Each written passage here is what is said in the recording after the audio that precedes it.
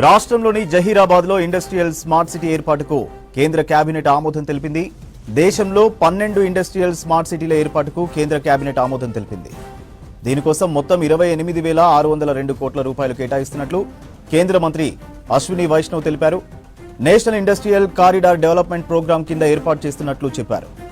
వీటిలో తెలంగాణకు 1, ఆంధ్రప్రదేశ్కు 2 కేటాయించామన్నారు. తెలంగాణలోని జహీరాబాద్, ఏపీలోని ఓర్వకల్లు, కొప్పర్తిలో ఇండస్ట్రియల్ స్మార్ట్ సిటీస్ ఏర్పాటు చేయనున్నట్టు చెప్పారు అశ్విని వైష్ణవ్.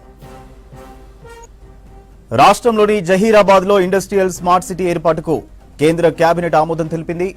దేశంలో 12 ఇండస్ట్రియల్ స్మార్ట్ సిటీల ఏర్పాటుకు కేంద్ర కేబినెట్ ఆమోదం తెలిపింది. దీనికోసం మొత్తం 28,602 కోట్ల రూపాయలు కేటాయిస్తున్నట్లు కేంద్ర మంత్రి అశ్విని వైష్ణవ్ తెలిపారు. National industrial corridor development programme కింద ఏర్పాటు చేస్తున్నట్లు చెప్పారు.